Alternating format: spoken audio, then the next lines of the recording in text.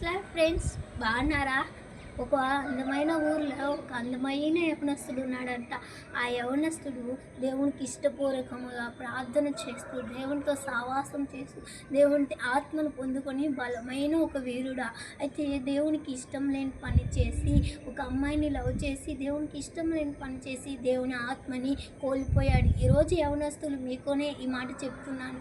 ఎంతమంది అయితే దేవునికి ఇష్టపూర్వకంగా ఉండి ఈ లోకంలోనూ ఉన్న ఆశపడి, ఈ లోకంలో ఉన్న వాటికి ఆశపడి అన్నిటిని చూసి అందరిలాగే చూసి దేవుణ్ణి విడిచిపెట్టేసేవాము, దేవుడితో సావాసం విడిచిపెట్టేసేవాము, దేవుడితో ప్రార్థన విడిచిపెట్టేసేవాము, దేవుడితో మాట్లాడడం, వాక్యం చదవడం విడిచిపెట్టేసేవాము. దేవుడు నీతో నీ మాట చెప్తున్నాడు. ఆ యవనస్తుడు దేవుని ఆత్మను కోల్పోయాడు కదా, అమ్మాయిని లవ్ చేసి. దేవుని దగ్గర నా తప్పు మన్నించు, నా తప్పు మన్నించు అని దేవుని దగ్గర ఏడుకున్నప్పుడు రెండంతల ఆత్మని పొందుకున్నాడు. ఈరోజు నీతో కూడా దేవుడు చెప్తున్నాడు ఈ మాట.